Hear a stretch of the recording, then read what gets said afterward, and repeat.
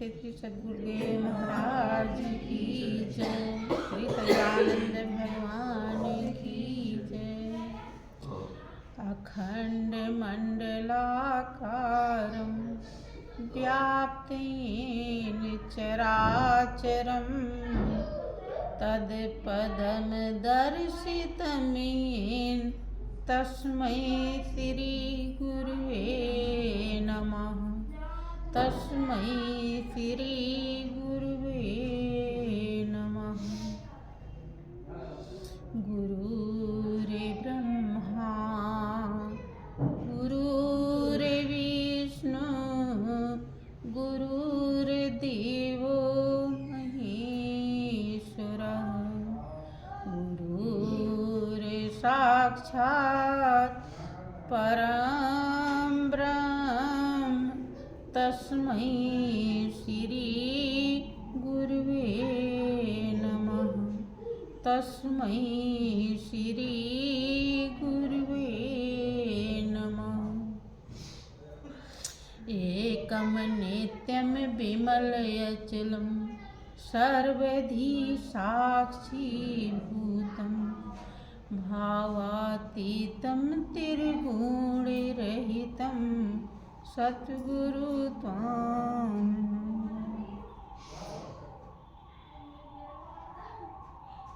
बोलिए प्रेम से श्री सद्गुरुदेव महाराज की जय।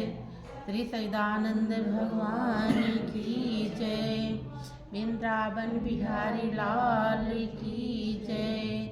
सियावर रामचंद्र भगवान की जय।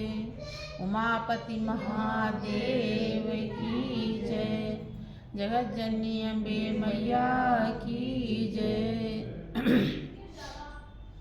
साचे दरबार की जय। सत्य सनातन धर्म की जय। बोलिए प्रेम से सब संतों की जय। प्रिय भाइयों बहनों, बहुत ही सौभाग्य का समय है, क्योंकि हम जीवों को परम पवित्र सत्संग का अवसर मिला हुआ है। ये अवसर ही जीवन की गहराई को, जीवन की सच्चाई को, जीवन की वास्तविकता को दर्शाता है। वैसे तो इस संसार में मनुष्य का जीवन प्राप्त करके लोग यूं ही जिंदगी गंवा देते हैं। देखा जाए तो उनके जीवन में और जो 84 लाख योनियां हैं, उनके जीवन में अगर सत्संग नहीं मिला तो कोई फर्क नहीं रहता है।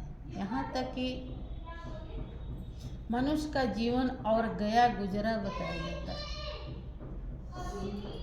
क्योंकि और वो तो जो मनुष्य जीवन में कर्म किए अब उसे भुगत रहे। गधा, कुत्ता, भेड़, बकरी, पशु पक्षी बन करके एक एक दिन उनका कम हो रहा है। हो सकता है कि मालिक की दया और कृपा हो जाए तो 84 से निकाल कर मनुष्य की जिंदगी दे दे।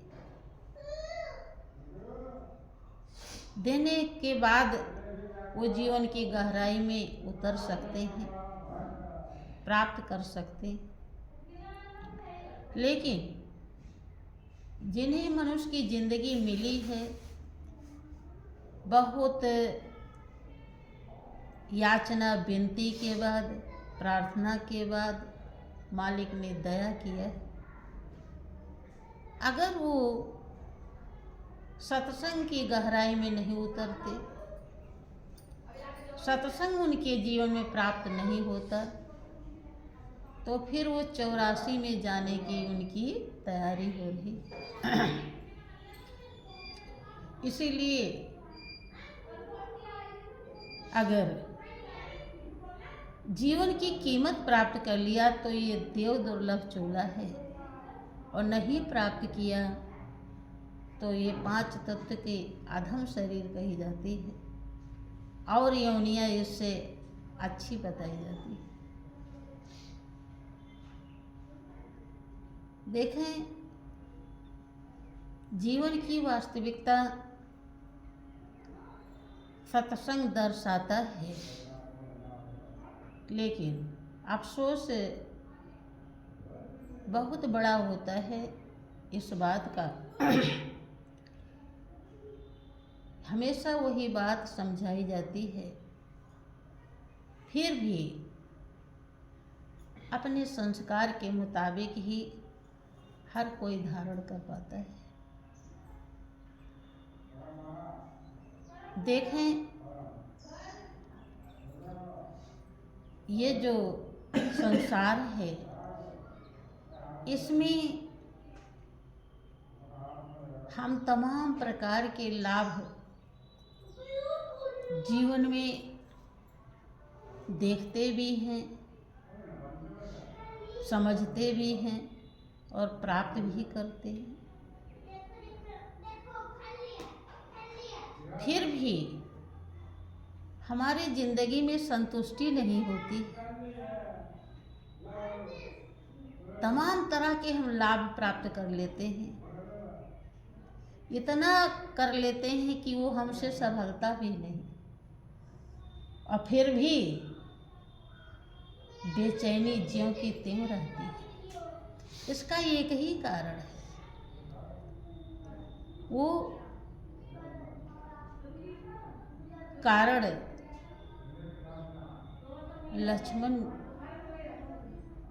लक्ष्मण जी ने निषाद राज को समझाते हुए अपने अनुभव को व्यक्त किया है। जब भगवान राम वन में चले जाते हैं, सीता जी लक्ष्मण जी साथ हैं, और निषाद राज से भेंट होती है। निषाद राज को बड़ा दुख लगता है। वो सोचते हैं कि हम ऐसे कोमल प्रभु को अपने राज्य में ले जाएं, अपने महल में ले जाएं। प्रार्थना करते हैं, देखते हैं कि ये तो राजा के लड़के हैं, राजघराना है इनका, ये तो मखमली बिस्तर पे सोते रहे होंगे, यहाँ पे तो घास फूस की बिस्तर लगी हुई है, उस पर लेट रहे हैं। बहुत ही दुख की बात है। इन्हें हम अपने महल में, अपने राज्य में ले जाएंगे। भगवान राम से प्रार्थना करते हैं कि आप हमारे महल में चलें। भगवान राम कहते हैं कि हमें 14 वर्ष तक कानन में, वन में रहने का आदेश मिला है। मैं राज्य में कैसे जाऊँ, नगर में कैसे जाऊँ, नहीं जा सकता। और दोनों राम और सीता घास फूस के बिस्तर पे सो जाते हैं। तो निषाद राज कैकेयी को दोष लगाते हुए क्रोध करते हैं कि कैकेयी ने कितना जुल्म किया, कितना बुरा किया कि जो इनको वन में भेज दिया। तब लक्ष्मण जी उन्हें समझाते हैं,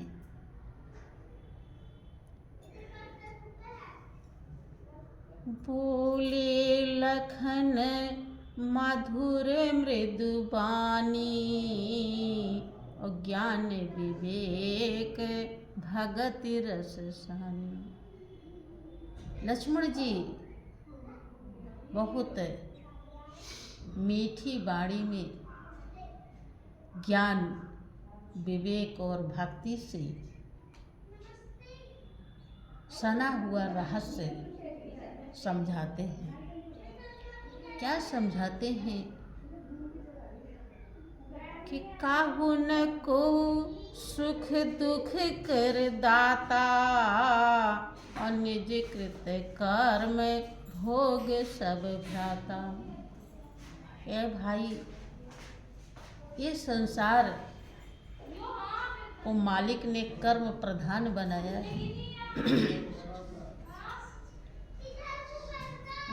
कोई भी किसी को दुख सुख नहीं दे सकता। किसी को सुख मिलता है तो अपने कर्म का ही समझना चाहिए। कर्म ही है, कर्म कमाया है सुख ही होने का। और अगर दुख भोग रहा है तो दुखी होने का कर्म है।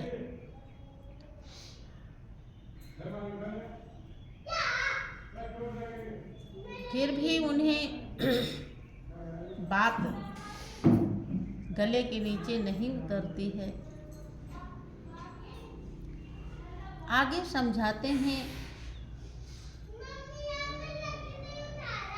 कि योग वियोग भोग भल मंदा, हित अनहित माध्यम भ्रम भंदा। के भाई, जीवन की सच्चाई ये नहीं तो कुछ और है कि योग वियोग कोई जब मिलता है तो बड़ी खुशी होती है, और बिछुड़ता है तो दुख होता है। लेकिन लक्ष्मण जी कहते हैं कि भाई निषाद राज,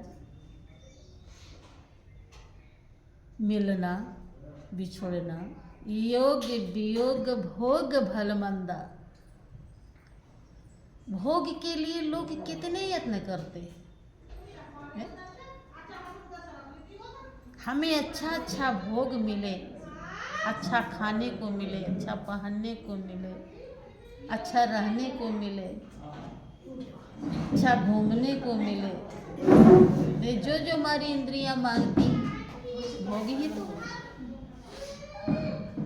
इसके लिए लोग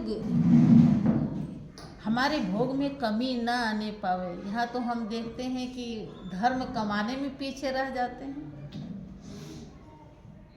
इसीलिए तो दान पुण्य करने की जहाँ बात आती है, सोचते हैं हमारे भोग में कमी आ जाएगी। अगर उन्हें ये ध्यान हो कि कम ही खा लेंगे तो दान करने में देरी करेंगे।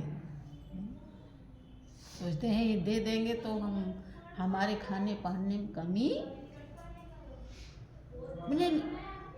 एक से एक उपाय करते हैं, छल कपट कर लेते हैं, धर्म भी गंवा देते हैं।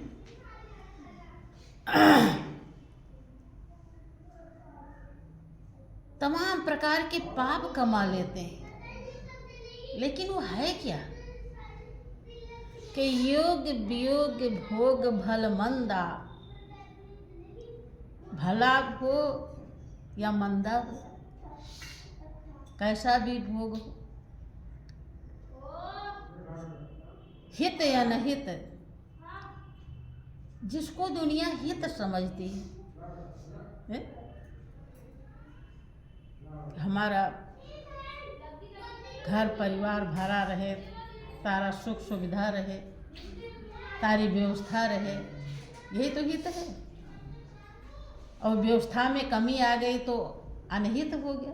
होता है कि नहीं? कोई काम बिगड़ जाता है, भाई कहीं अब कोई किसी की नौकरी लगनी हो, अच्छा समझते कि नहीं समझते? काहे?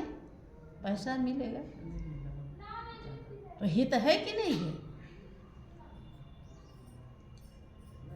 और नहीं मिल रही है तो दुखी हो जाते हैं, होते हैं कि नहीं होते? समझ में आ रही बात? नहीं, वास्तविकता है। हित या नहित मध्यम भ्रम फंदा, चाहे हित हो चाहे अनहित हो, भ्रम का फंदा के जन्म मरण जहलग जग जालू, संपत्ति विपत्ति कर्म और कालू। जन्म होता है तो इंसान कितना खुश होता है, और मरण होता है तो लक्ष्मण जी निषाद राज को समझाते हैं कि जन्म मरण जहलग जग जालू, जग में जहां तक जाल है, संपत्ति विपत्ति कर्म और काल। संपत्ति हो विपत्ति हो, कर्म ये हुआ तो वो हुआ, समय काल। धरन धाम धनपुर परिवारू, सरग नरक जहाँ लग व्यवहारू। धरन धाम धरती, धाम भी बहुत है। धरन धाम धन पुर परिवार, जो कुछ भी है, कहने मतलब इस दुनिया में जितना हम जो कुछ भी समझते हैं सुख के सामान, यहाँ तक कि स्वर्ग तक, स्वर्ग सुख है कि दुख है? क्या कह रही राजस्वी? मैं तो दुख कह रही हूँ। हाँ, नहीं, आपके हिसाब से दुख है ना, लोगों के हिसाब से सुख है? भाई नरक कोई नहीं जाना चाहता, स्वर्ग सभी जाना चाहते हैं। सुख है ना, वहाँ भोग ही भोग है। अब भोग हर किसी को पसंद आता है, भोग के लिए तो सारे काम करते हैं दुनिया में। कि सरग नरक जहलग व्यवहार, देखिए सुनिए गुनिए मन माही, और मोह मूल परमार्थ। लक्ष्मण जी कहते हैं निषाद राज इतनी सारी चीजें बता दिया, यहाँ तक कि स्वर्ग का सुख भी मिल जाए। कह रहे देखिए, गौर कीजिए ध्यान से, ज्ञान की आंखों से देखिए, देखिए सुनिए गुनिए मन माही, और मोह मूल परमार्थ नहीं। सब कुछ चूंकि स्वर्ग के सुख को भगवान राम कहते हैं कि यही तन करे फल विषय न भाई, और स्वर्ग स्वल्प अंत दुखदाई। अयोध्यावासी, मनुष्य की जिंदगी मिली है, विषयों के सुख को कौन कहे, भोगों के सुख को कौन कहे। स्वर्ग का भी अगर भोग मिल जाए, सुख मिल जाए, तो थोड़ा सा है और अंत में दुखदाई है। और हमें चाहिए क्या? थोड़ा नहीं, राशि चाहिए, भंडार अथाह। ऐसा सुख चाहिए, ऐसा संबंध चाहिए, ऐसा प्रेम चाहिए, ऐसा मालिक चाहिए जो कभी भी साथ न छोड़े, कभी कम न हो, कभी छूटे नहीं, कभी बिछुड़े नहीं। राम कहते हैं स्वर्ग हो स्वल्प अंत दुखदाई।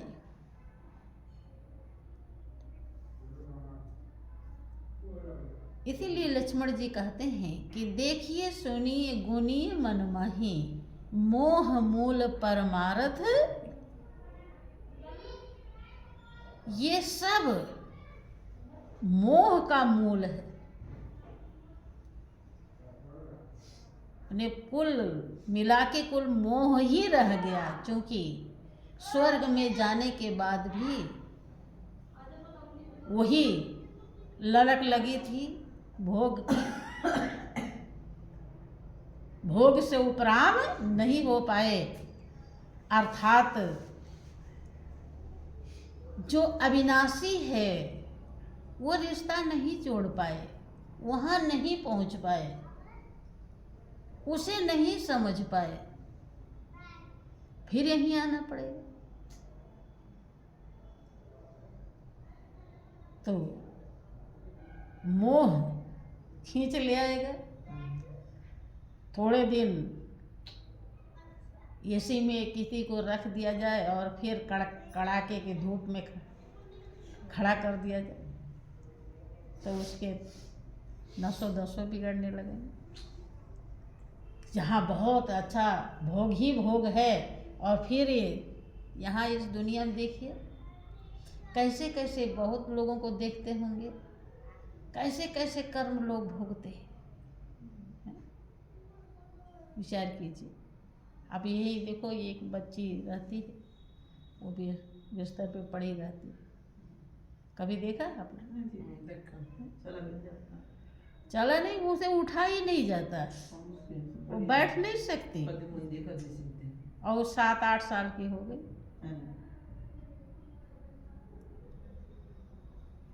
विचार कीजिए क्या जीवन है। और चलो वो तो ऐसी है, लेकिन जो खूब खा लेते हैं, खूब पहन लेते हैं, खूब ऐश आराम कर लेते हैं, जुआ शराब कर लेते हैं, सब प्रकार के भोग अपना लेते हैं, वो भी एक दिन कहते हैं दुनिया में कुछ भी कारण कि जो मोह मूल परमार्थ नहीं, परमार्थ नहीं कमाया। परमार्थ क्या है? परम अर्थ। परम माने सर्वश्रेष्ठ, अर्थ माने धन।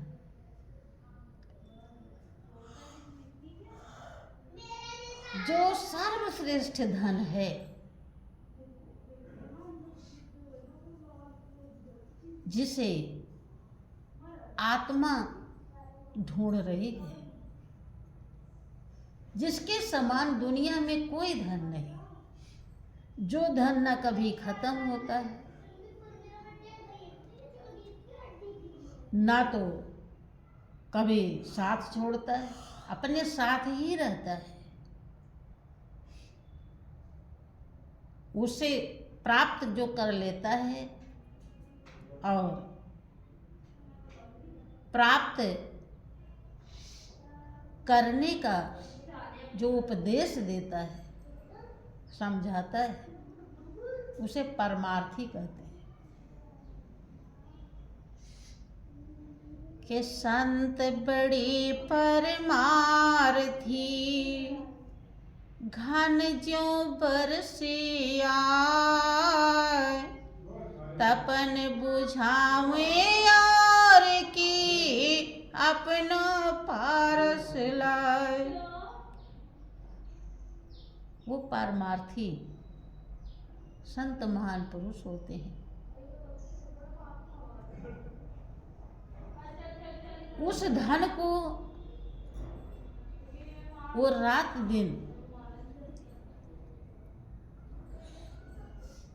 अपने हृदय में बसाए हुए होते हैं और दूसरे को भी वैसा ही उपदेश देते हैं। आत्मा जिस जन्म जन्मांतर से जिसके लिए बेचैन है, वो तपन, वो बेचैनी जो उनके उपदेश को धारण कर लेता है, उसकी दूर हो जाती है। लक्ष्मण जी कहते हैं कि आए भाई निषादराज, ये सब कोई सुख दुख नहीं। देख रहे ना भगवान राम घास फूस के बिस्तर पे पड़े हैं, तो ये समझाना चाह रहे हैं कि वो तो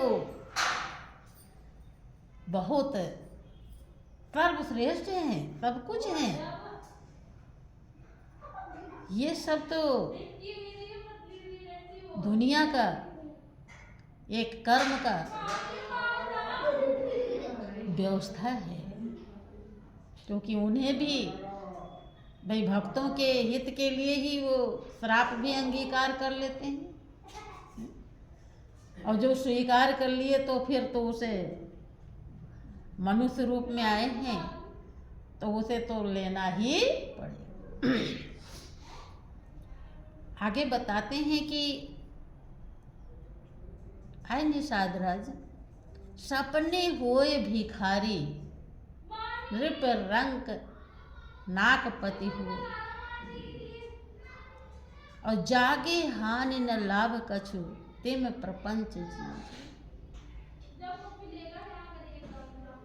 कि निषादराज जैसे स्वप्न में ये संसार कैसा है, ये सुख दुख कैसा है।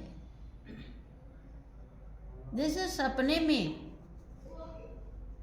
राजा भिखारी हो जाए और भिखारी स्वर्ग का राजा बन जाए, नागपति। लेकिन अगर वो जग गया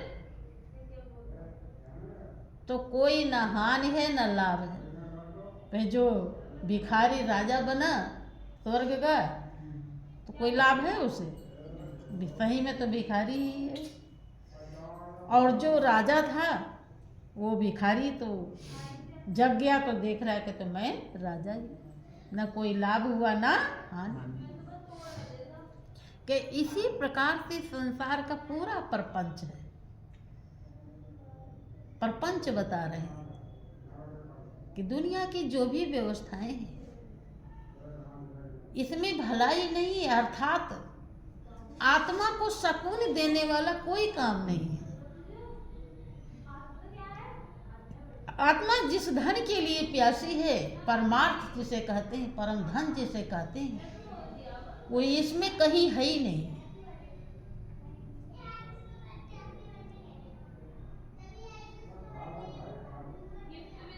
अस विचार नहीं कीजिए रोसु, काहू बाद न दीजिए दोष। निषादराज, ऐसा विचार करके, ऐसा समझ करके आप किसी को दोष न दीजिए। उन्हें कैकेयी को बुरा मत कहिए। कैकेयी की कोई गलती, कैकेयी तो बहुत जगह से जिक्र है। कैकेयी तो भगवान राम की ही इच्छा को पूर्ण कर, अब उन्हीं की इच्छा को पूर्ण करने के नाते आज दुनिया में कैकेयी को लोग अपयश देते। कैकेयी नाम कभी किसी को सुना? कोई रखता ही नहीं।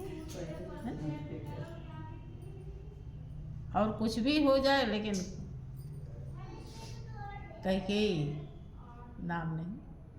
यहाँ तक कि शैतान नाम रख देते हैं लोग।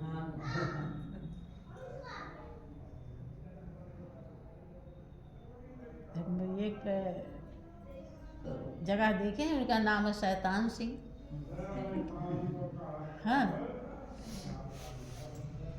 लेकिन कैकेयी कोई नाम नहीं रखता। तो के भगवान के काम के लिए तो उन्होंने इतना कष्ट उठाया, बदनामी सह लिया। कि अस विचार नहीं कीजिए रोसु, और काहू बाद न दीजिए दोष। किसी को व्यर्थ में दोष मत दीजिए कि मोह निशा सब सोवन हारा, और देखिए सपने अनेक प्रकार। के भाई ये पूरा सब कुछ जितना भी दुनिया में लोग पाते हैं और यत्न करते हैं, वो सब मोह है। मोह रूपी रात्रि में सभी सो रहे हैं, क्योंकि जब मोह होता है तो ज्ञान नहीं होता, अर्थात जब रात होती है तो कुछ दिखाई, अंधकार होता है, दिखाई नहीं पड़ता है। ज्ञान का मतलब होता है वास्तविकता का अनुभव कर लेना, सच्चाई को हृदय में धारण कर लेना, उसे ही ज्ञान कहते हैं। और सच्चाई को हृदय में धारण नहीं कर पाया तो अज्ञान है, अंधकार है। जैसे अंधकार है तो कुछ नहीं दिखाई पड़ता कि कहाँ क्या है क्या नहीं, और उजाला होता तो दिखाई पड़ता है। यही बात यहाँ है। वो आगे समझाते हैं कि यही जग जामिने जागहि जोगी, परमार्थी प्रपंच वियोगी। क्या निषाद राज, इस संसार में सभी मोह रूपी रात्रि में, अज्ञानता में, अंधकार में पड़े हुए हैं, सो रहे हैं। होश नहीं है, चेतना जागृत नहीं है। कौन जगता है? योगी, जिसकी सूरत, जिसका ध्यान मालिक से जुड़ गया है, अर्थात जो अनुभव कर लिया कि सब कुछ मालिक ही है और सब मोह है, और जो कुछ भी है सब मोह है। मोह एक प्रकार का अंधकार है, अज्ञानता है, और अज्ञानता तो महापुरुष कहते हैं कि मूर्ख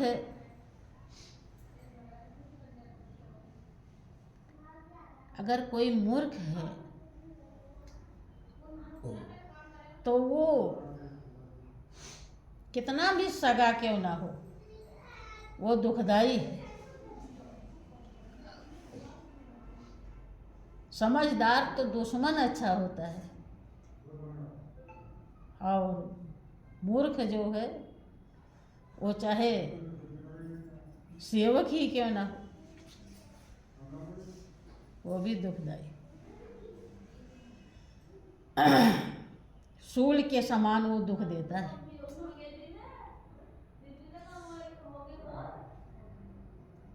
इस संसार में कौन कौन लोग मोह में सपने देखते हैं,